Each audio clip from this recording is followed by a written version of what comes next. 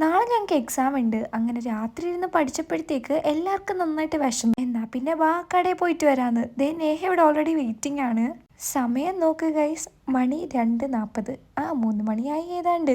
ഇവിടെ ജോർജിയയിൽ വന്നിട്ട് ഏറ്റവും വലിയൊരു പോസിറ്റീവ് എന്ന് പറഞ്ഞു കഴിഞ്ഞാൽ എത്ര പാതിരാത്രിക്കാണേലും നമുക്ക് നല്ല ധൈര്യത്തോടെ നടക്കാം. നമ്മളെ പറ്റി ഒറ്റ മനുഷ്യൻ കെയർ ചെയ്യാനോ വരത്തില്ല, ആരും നമ്മുടെ കാര്യത്തിൽ ഇടപെടാനും വരത്തില്ല. ഇതുപോലെ നമ്മുടെ നാട്ടിലാണ് നടക്കുന്നെങ്കിൽ 100 ആൾക്കാർ നോക്കും, ഇവരെന്താ ഇങ്ങനെ നടക്കുന്നത്, അതും ഈ പാതിരാത്രിക്കുന്ന്.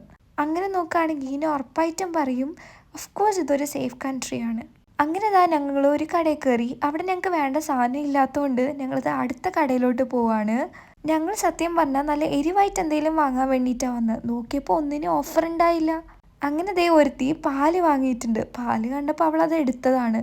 എന്നിട്ട് തിരിച്ചിറങ്ങിയിട്ടാണ് ഞാൻ എന്തിനാ ഇപ്പോൾ ഈ പാല് വാങ്ങിയെന്നുള്ളൊരു ചോദ്യവും. അങ്ങനെ അതും വാങ്ങി തിരിച്ചു പോകാൻ നേരത്തെ കണ്ടോ പോലീസ് ഉണ്ട്. 3 മണി കഴിഞ്ഞിട്ടും ഇവിടെ ഫുൾ പോലീസ് ഇങ്ങനെ ചുറ്റി നടക്കുന്നുണ്ട്. സോ നമുക്കൊരു കാര്യത്തിലും ഒരു പേടിയും തോന്നേണ്ട ആവശ്യമില്ല. അങ്ങനെ പകുതി വരെ എത്തിയപ്പോഴത്തേക്ക് ഒരു സാധനം കൂടി വാങ്ങണമെന്ന് പറഞ്ഞ് വീണ്ടും ആ കടയിൽ തന്നെ പോയി. അങ്ങനെ തിരിച്ചു വന്നിട്ട് വീണ്ടും എന്തെങ്കിലും എരിവ് കഴിക്കാൻ വേണ്ടിയിട്ട് തോന്നി. ഒന്നും നോക്കിയില്ല, നേരെ മെക്ടി ഓർഡർ ആക്കി.